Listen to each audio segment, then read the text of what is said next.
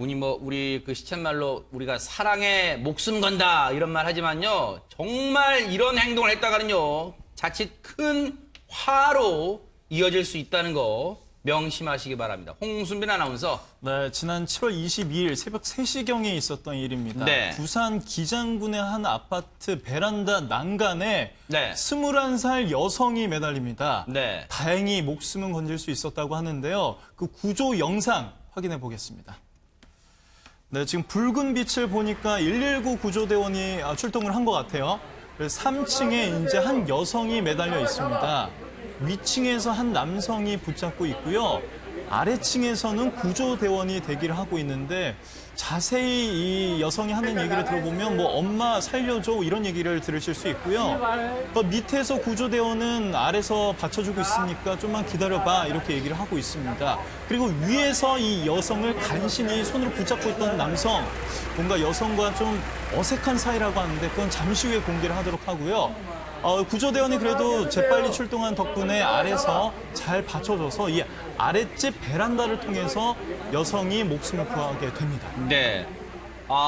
이 상황만 봐도, 영상만 봐도 정말 긴박한 상황이었다는 것을 단번에 알 수가 있는데요. 당시 현장에 출동했던 소방대원의 얘기 좀 들어보시고 이어가 보도록 하겠습니다. 여자분이요, 3층 베란다에 난간에 매달려 있었고요.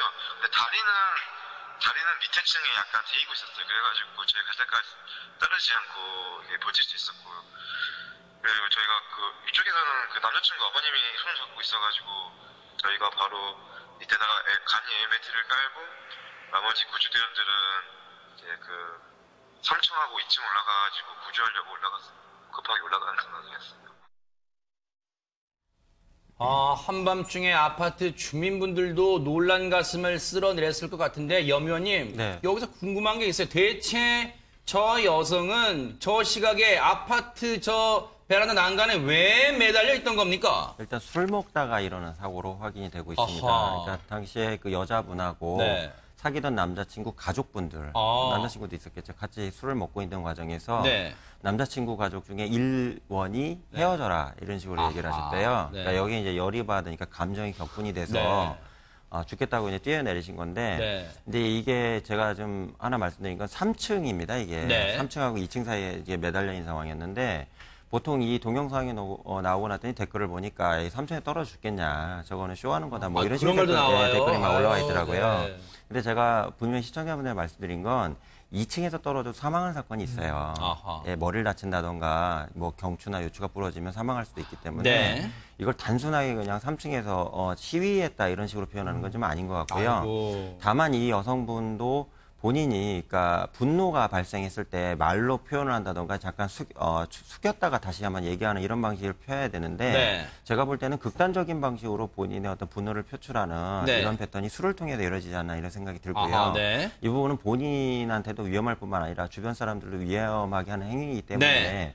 이런 부분은 바람직하지 않다고 생각합니다. 당연하죠, 진짜로. 근데 최명규 원장님, 물론 이제 경찰이 더 자세한 그 경위를 조사를 해보겠습니다만, 그냥 추정을 해보면 처음에 이 남자친구네 집에 가서 남자친구네 부모님하고 같이 앉아서 술을 먹게 된 그 경위를 보면 일단은 아마 대화로 좀 풀어보자. 네. 그렇게 처음에 시작됐던 것 같아요. 근데 술이 한 잔, 두 잔 오고 가고 하다 보니까 혹시 감정이 격해진 건가요? 왜 그랬을까요?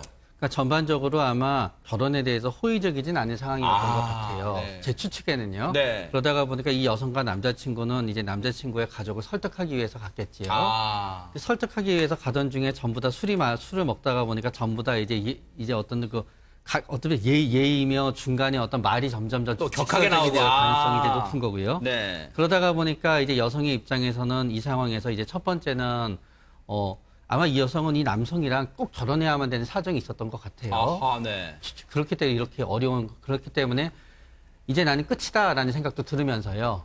여기서 일종의 복수심도 들었던 것 같아요. 그러나 과연 이 행동이 결혼의 확률을 갖다 올려줬을 거냐 생각해 놓고 보게 되면은 남자친구한테 미치는 영향이랑 이 남자친구한테 부모에 미치는 영향은 달랐을 것 같아요. 남자친구의 입장에서는 놀라기도 하고 죄책감도 들고 어느 정도 착한 남성이면은 또 이런 일이 있으면 안 되니까 결혼을 허락해 주세요라고 부모님한테 얘기하겠지만 부모님한테는 이렇게 충동적이고 네. 이런 모습을 봤는데 그러고도 넌 결혼하고 싶냐라고 하면 부모님은 하하. 얘기하면서 점점 힘들어지지 않을까라고 네. 추측해 보게 됩니다. 정말 말씀하신 대로 네네. 제가 아까 한 번 더 알아보니까 이 부모님이 교제를 반대하신 이유가 이 여성이 평소에 행실이 바르지 못해서라고 합니다. 네. 물론 이제 그거는 이제 그 남자 친구의 부모님의 주장입니다. 그렇겠죠. 네. 그런데 그러면 부모님이 그렇게 보셨으면 좀 이렇게 오히려 좀 마음을 추스르고 좋은 모습을 보였으면 좋았을 텐데 이렇게 좀 극단적으로 행동한 거에 대해서 좀 네. 아쉬움이 남습니다. 손 변호사님, 혹시요, 저렇게 밤에 저런 소동을 벌이는 바람에 소방차도